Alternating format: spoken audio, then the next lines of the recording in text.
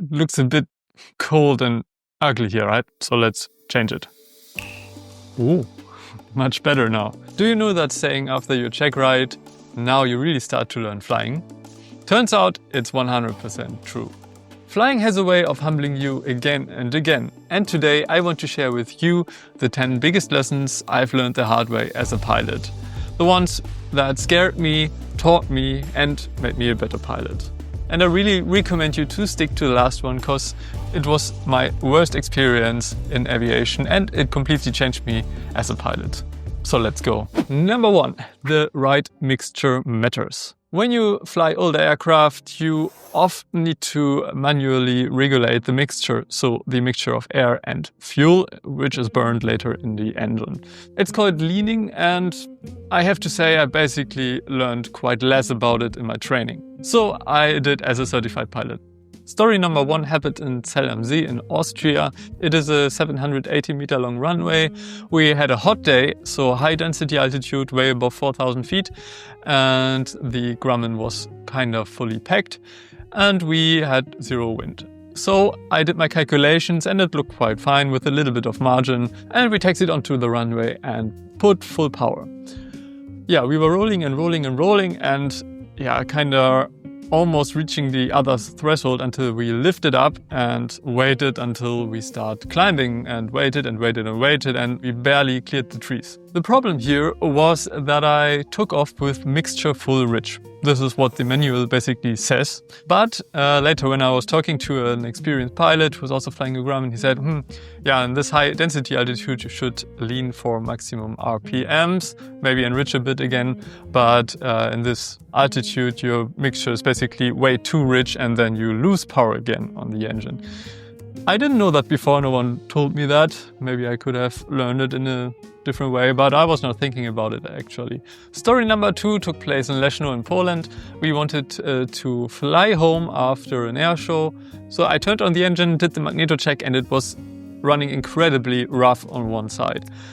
At first I thought there's something wrong with the magnetos itself, but I remember talking to other pilots and mechanics and there was one story coming to my mind where the same happened. And he said, yeah, it was due to sooty spark plugs because it was running very rich before and then the fuel can't burn fully in the cylinders and the spark plugs are getting sooty then and can't work properly anymore. The same happened in Leszno here. We were the day before approaching quite long, it was a long descent on full rich mixture with carburetor heat on, so even more rich. And probably the spark plugs then on the right side, on the right circuit went sooty and didn't work properly anymore when I did the magneto check. So what did I do? I leaned the mixture on the ground, waited a little bit and voila, it was running smooth again. Because when you lean it, then the mixture gets right again. You can burn all the fuel in the cylinders and the spark plugs basically burn themselves free. So it's a self-cleaning process. That's why you should always lean your mixture in the correct way. There are also other reasons why you lean the mixture, but it will blow up this video. So number 2, if something feels off, speak up. Once we flew to the Aero Expo in Friedrichshafen and the airport there has a concrete apron and a grass parking area. Usually very many airplanes are flying to this expo. We were a bit early, so the parking was still quite free, but the ground staff told us we should park somewhere by the fence on the concrete because many planes are going to come and park on the grass. After looking into the forecast, which said some gusty days and rain, we thought, I don't know if it's so good to park on the concrete. We rather have it on the grass where we can tie it down. But yeah, in this time for the aero, they tell you not to tie it down because they maybe still need to move the planes and so on. He said we should stay on the concrete. So we felt a bit not good about it, but then complied and put the chocks down under the wheels and went away. The days after that, the weather became exactly what was forecasted. There were strong gusts, showers, and so on and so on. And I really all the time had on my mind, what about the plane? We were basically every day driving to the fence of the airport to see if the plane is still standing where it should be. I don't want to have this feeling again. Especially after one pilot told us that he once parked on a concrete apron, even tied down with concrete weights.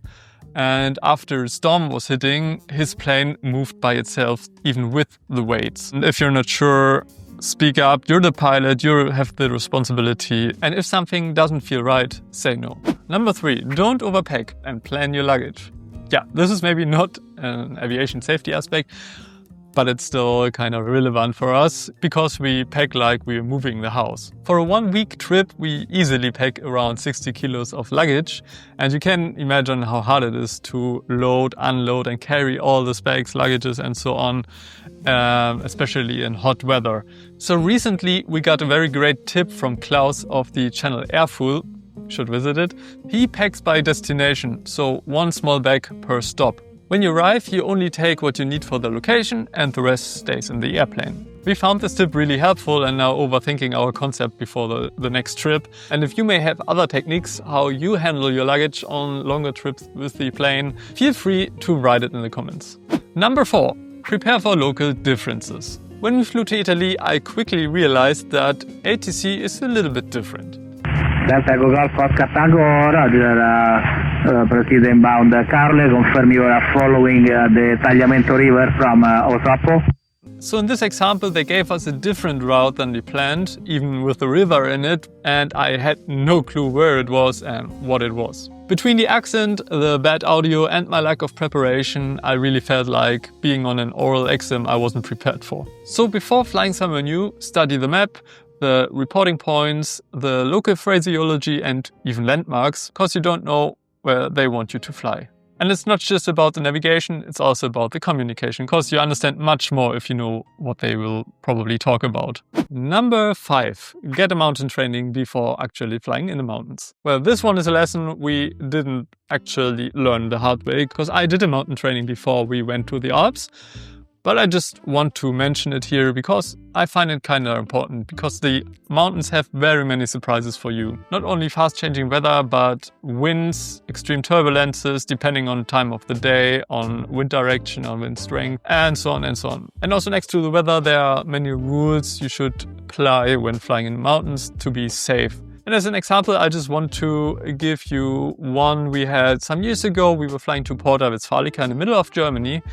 It's basically not mountainous terrain. There are some hills, small ridges, very small, but enough to have topographic turbulences. We were on a downwind and had kind of strong wind from the south, and just parallel to us was a mountain ridge or hill ridge, and it created quite strong rotors because the wind was going over the hills and the rotors created behind the hills, and we were flying right through them and it was shaking us as crazy. And that just shows how strong turbulences can already be when you fly around smaller hills. And when you imagine having huge mountains and you have a strong wind stream going over this mountain, what kind of rotors and turbulence will create there. Number 6, sunset isn't the same everywhere. We were flying to Lodz in Poland, because Monika's hometown is Lodz, and it's a 4-hour flight to the east. We departed at 15 and then more or less expected to arrive 1 hour before sunset, because sunset here at home was 20 o'clock. And when we already had like 3/4 of the flight behind of us, we were already in Poland, we realized that the light outside was kind of moody, more evening-like, and the sun was kind of low. And I was thinking like, how can it be that it looks like we have already sunset now? Well, it turned out, since we were flying to the east, the sunset gets earlier and earlier. And at this moment, it came to my mind that, oh, I don't actually know if we make it on time. Yeah, I was checking the sunset time and we were still barely made it before sunset. And after that, you still have civil twilight until it's really counted as night. But if I had planned it more tight, that we would arrive actually at sunset or a bit after sunset, then probably we would have a problem, because the sunset in Lodz is 40 minutes earlier than here at home. And I'm not night rated yet. So yeah, this is the lesson if you fly west-east courses. Always check the sunset as your destination. We are used to fly north-south mostly, so we kind of forgot about it because it's usually not a factor for us. Number 7, watch for carburetor icing, even on warmer days. Twice after takeoff, just on a climb out, we had the experience that the engine starts running rough. And in both times, pulling the carburetor heat solved the problem. So we had carburetor icing. But it doesn't have to be very cold outside for it to happen, because carburetor icing can even create at 20 degrees or even higher if the humidity is high enough. In the Grumman we have it very often in very humid mornings or evenings in spring and autumn, and when the engine is not warm yet and we are letting it run warm, then you can basically see the rotation dropping until it starts running rough. Then you pull the carburetor heat and they go up again. So it's doing this all the time until it's really warm. And since then I also apply carburetor heat shortly before takeoff again to verify that we have no icing and full power available. Of course, for takeoff I put it back in. Number 8. Routines can be dangerous. Yeah, in Uetersen we land on grass, and especially in winter and early springtime we have very much rain here, and from all the flights happening at the airfield the runway gets quite destroyed when it's muddy. So the operator sometimes shifts the runway a bit to the north or to the south to let the surface recover. So on this one day I was on approach and I was focusing on the old tire marks, not the actual runway markers, and at about 20 feet I realized I was aligned with the grass next to the runway. It wasn't actually dangerous, but it woke me up that I actually became maybe a bit too chilled flying at my home airfield, and that my focus kind of shifted away to something different than what it should be. Routines are basically very good for consistency, but they can also blind you in some situations. So keep your eyes fresh even at your home base. Number 9. Don't rely solely on your GPS. Yeah, I was flying to Essen in West Germany, and this area is very packed with airspaces like Delta, Charlie, TMZs and so on. And I've suddenly realized that the airfield I've seen on my right side wasn't on the moving map, because the map wasn't moving anymore. Due to a connection problem of the Stratux, which I use for receiving traffic data, everything just froze. And my heart rate immediately raised as I restarted it, and I hoped that I didn't bust any airspace. Luckily I didn't, but it really showed me how dependent I've become. So it's always important to know your route, know your surroundings, cross-check your surroundings with the map. Maybe also know your courses and the time you need to your next waypoint, that if something happens to the GPS that you're not lost. I also have my navigation app on my iPhone, so in case I can use it as a backup. And now coming to the last point, to number 10, which is the most important for me today. You're never invincible. So for this I need to tell you a story, what happened to me some years ago. I've done already quite many different things. I was flying gliders, I was flying motor gliders, I did aerobatics for gliders, I did my flight instructor for gliders, I did fly ultralights, I made my PPL. So kind of many different things. So there was a feeling building up in myself, a feeling of that I can manage basically every situation, that I'm very confident as a pilot, that nothing can happen to me, So one day I was on a different airfield helping out as a gliding instructor, and with the student I planned to do a rope break maneuver. So I released the rope off the winch earlier than usually, and then he needs to react in the correct way and bring us down again in a safe way. I often experience a kind of a digital thinking in this kind of exercise, like until this altitude I land straight ahead, from this altitude I do a short traffic pattern and so on. But it very much also depends on the length of the airfield and the weather conditions, wind, density of the air, because it has to do with how far you will glide with your glider. Yeah, if you have strong headwind, then you go down very fast. If not, then you glide longer. So yeah, this kind of until 80 meters I land straight ahead, and from there do a short pattern doesn't really work in every case. And exactly this is the factor in the story. We were going up, I released the rope at 100 meters, his altimeter showed 80 meters, so he was thinking, okay, 80 meters, I go straight ahead. And I was expecting him to turn right to a short pattern, and I really had such a kind of a startle effect, because I was not prepared for him to trying to land ahead, because I was looking and seeing the rest of the runway. I thought, no way we could do it. But until I really realized that we're now going straight and intervened and took over controls, we already lost so much altitude that the turnaround was not possible anymore. And so I was committed in landing straight ahead, and I've seen the end of the runway coming closer and closer, and there were trees everywhere. It was a forest. So I did a slip with full brakes and pushed the nose down to kill as much energy as possible. But still, we reached the ground with 150 kilometers per hour, which was way too fast to even touch down. And the end of the runway still rushed towards us. So I did the only thing I could do, put the one wing into the ground and pivoted the glider around And we came to a stop like this close to the winch, or maybe the tail even touched the winch. And it also broke off. And we were looking basically to the other side where we came from. We didn't hurt ourselves in this accident, but it was showing me that I became way too confident in flying and being an instructor as well. Because, my reaction time was much too long and I was startled. So I was not prepared for what could basically happen because I was too confident. And also I didn't know this airfield too well from the gliding side, yeah? So there were many factors coming together in this time that led to this accident. And one was for sure my mindset that, I can handle that. There's absolutely no reason to blame the student for that, because it's the student, he's allowed to make errors and the instructor needs to correct them. So it was fully on me.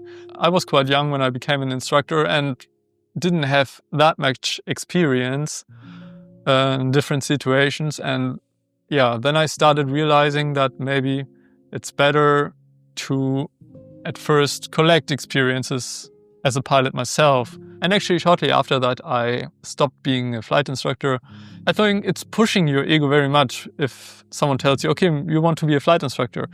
Then you think, I'm such a good pilot that they ask me if I want to be a flight instructor. And then you, of course, say yes, because you also then think that you're a very good pilot. And the first time when something happens, you start to realize, okay, maybe I still have some limits. I now go on every flight with much more respect. I don't have this thinking anymore that nothing can go wrong. Before every takeoff, I consider that maybe the engine can quit, or this or that, because I've realized that aviation is kind of unforgiving if you don't approach it with the necessary amount of respect. And of course, mistakes can happen. That's human. And every human does mistakes. And we know that accidents usually happen after a chain of events, of mistakes or so on. But we can easily avoid such a chain from building up if we acknowledge that we made a mistake, if we speak up about a mistake. And that brings me to another very important point, and which is really also something's annoying me very much. In aviation, we have this mindset, always talk about your mistakes and speak up. And it's kind of an aero culture, and it's preached everywhere, and everyone is like, aero culture and speak up. But when I look online under videos where you see people making mistakes, mostly even not really dangerous mistakes, just very simple mistakes, what kind of comments you see under such videos? Such hateful and disrespectful comments, judging, then I don't know how we ever should become such an aero culture where people speak up, because everyone starts to be afraid of showing mistakes, When you know that people just start to hate on you when you show your mistakes. Criticism is basically very important, but it needs to be constructive and helpful and not judging and disrespectful and hateful. And as long as we are respectful to each other, then it will become more easier to speak up about errors. And of course, as a pilot, we should always take constructive criticism seriously and don't block it away. That's the other side. So both sides need to communicate with each other in a respectful way to make aviation more safe. And now, just to get a bit out of this negative energy, I have one bonus tip for you. Don't transmit your YouTube introduction on the radio. So, wir haben jetzt den Eigentümer des Flugzeugs hier in Itzehoe abgeladen. Der fährt jetzt nach Hause. Und wir rollen jetzt wieder zur Piste 2.0 und das geht nicht, wie vorhin schon gesagt, direkt nach Uetersen, sondern wir wollen nochmal einen Schlenker über Busch.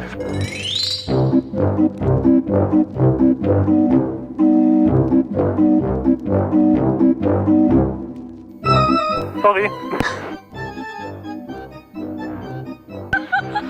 Hab ich verstanden, alles klar. Dann viel Spaß dabei.